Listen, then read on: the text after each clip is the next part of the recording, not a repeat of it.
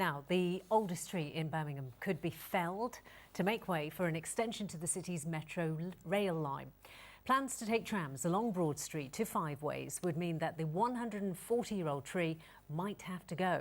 Conservationists say they're appalled by the idea and say it's part of an emerging pattern of de-greening the city centre. Andy Bevan has more.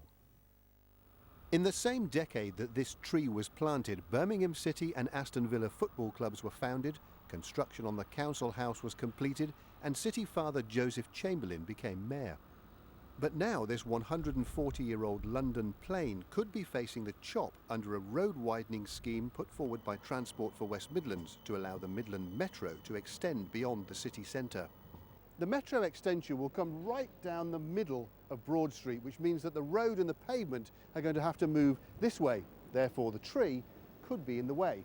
Then there's also the planned remodelling of Centenary Square itself, which could also leave the tree surplus to requirements. We've got to look at the overall balance between this one particular tree and the sustainability, economy and the environment of the whole city.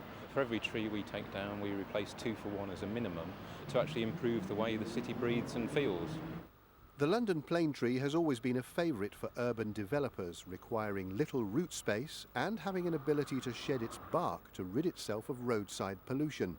It first appeared in the capital in the mid-1600s. Here's Broad Street lined with them in the early 1900s, but the tree is now loved all over the world. Its maple-like leaf is the symbol of New York City's Parks and Recreation Department, even if falling specimens can occasionally cause headaches for park rangers. And they can be seen just a few hundred metres from Sydney's most famous landmarks, even if Aussie asthmatics are known to curse the spores from that shedding bark. But back here, Birmingham Civic Society's Trees for Life group says more and more trees are being lost to the path of the metro. This is Corporation Street a few years ago. And here it is today, treeless. Now trams are running up and down it.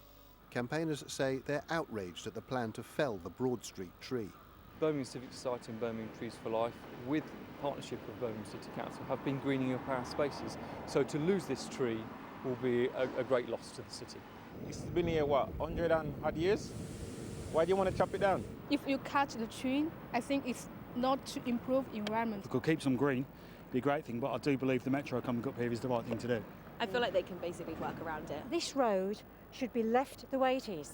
A final decision on the London plane is yet to be reached, but work starts on the metro extension in the new year. Until then, the eyes of the city's residents, both present and past, will no doubt be firmly focused on the fate of the oldest living Brummie. Andy Bevan, ITV News. So that story provoking lots of reactions. Some people saying it's just a tree, get rid of it. Other people saying, of course, it must be protected. But if you'd like to take part in our online poll on whether the tree should be saved, you can go to our website, details on the screen, itv.com/central.